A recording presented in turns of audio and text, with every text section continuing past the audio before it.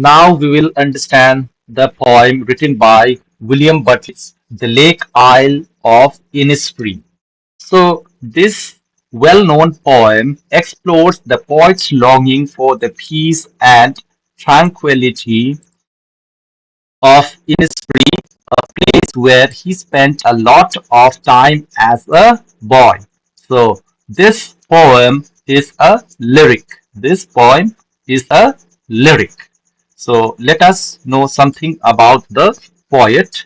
So William Butler Yeats was an Irish poet, playwright, and Nobel laureate known for his symbolic mystical poetry exploring themes of love, nature, politics, and Irish nationalism throughout his career.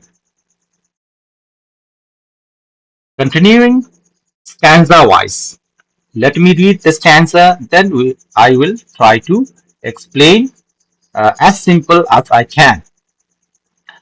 I will arise and go now, and go to Innisfree, and a small cabin built there of clay and wattles made 9 bean rows will I have there, a hive for the honey bee, and live alone in the bee loud glade.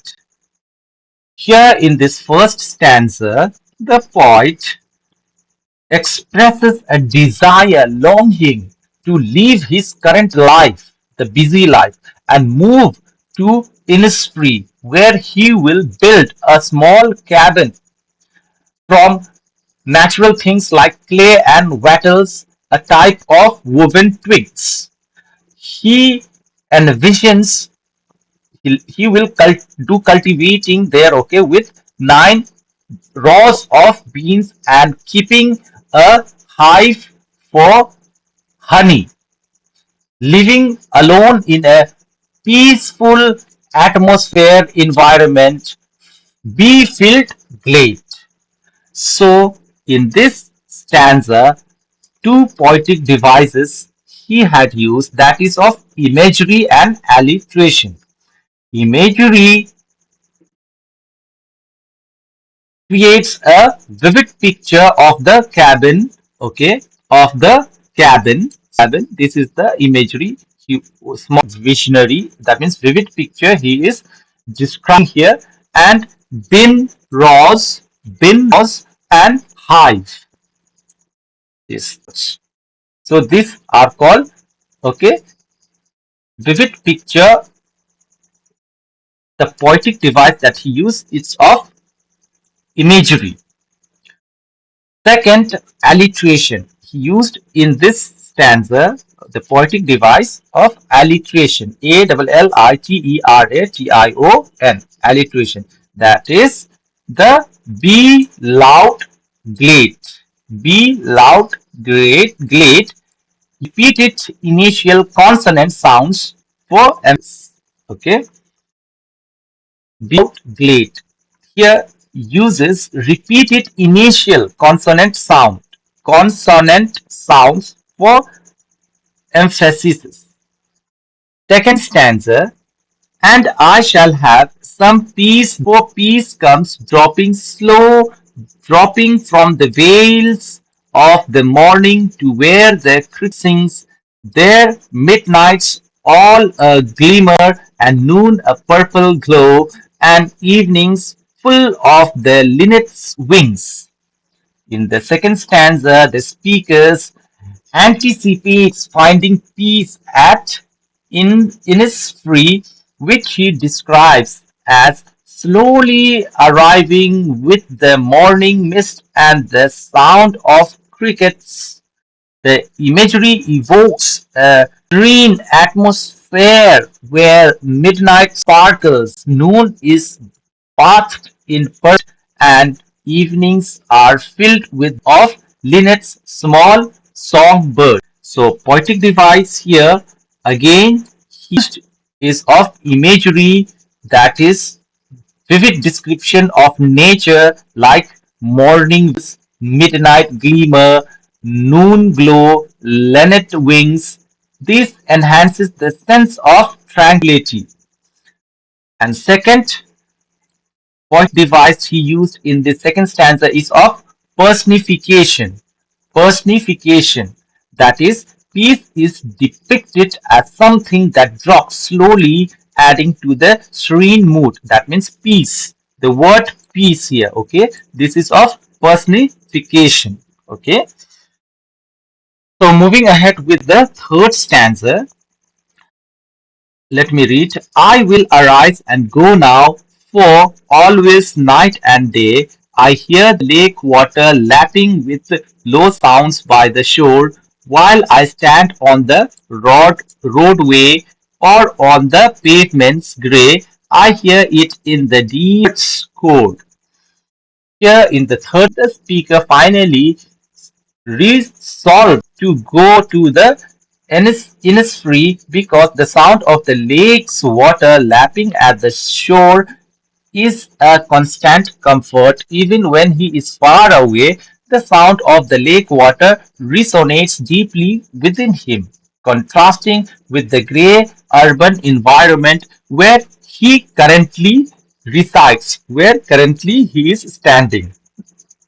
Where he is currently standing, that means in this last two lines, it is point out, in fact, this last stanza, he it tells that the speaker is standing on the roadway by the pavement or by the pavement gray, and he is hearing, okay, the water that passes, that lake water, okay, lapping with low sounds by the shore, okay, from the road it passes that water, and he is hearing that sound that reminds him that he should go to that childhood or boys days place which is full of tranquility, that is Innisfree, okay.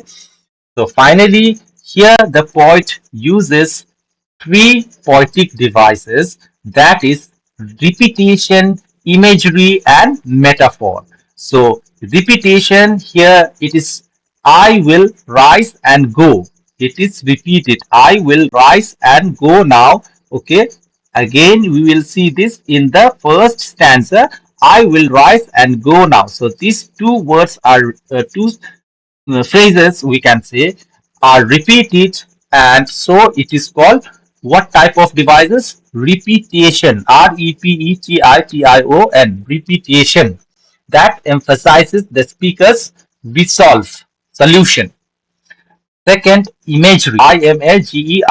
Okay. The lake's lapping water and the contrast with the pavement's gray. Okay. This one, lake water lapping with that he contrast with the pavement gray. The pavement gray here, okay, creates a stark comparison between nature and urban life.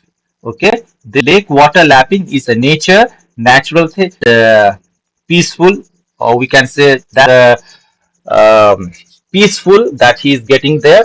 And here on the pavement gray, this is the urban life. Okay, so we, in simple words, we can say rural and urban life.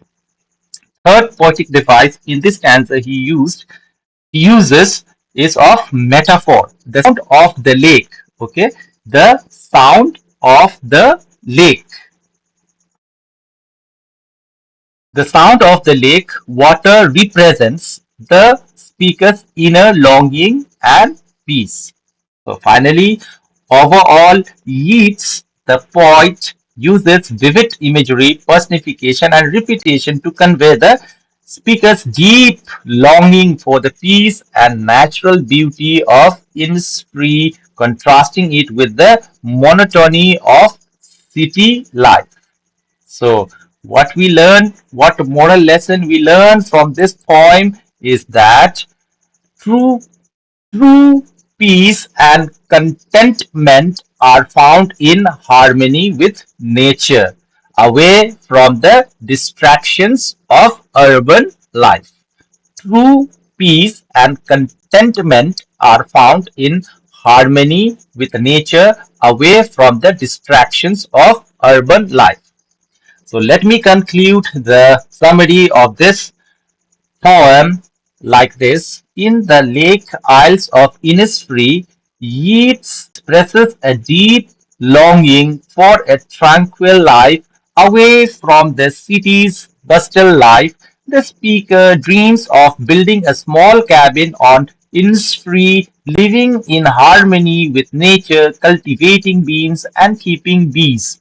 He imagines a peaceful existence enriched by the natural beauty and sounds of the lake, contrasting sharply with his current urban surroundings. The poem reflects longing for simplicity and the profound peace found in nature.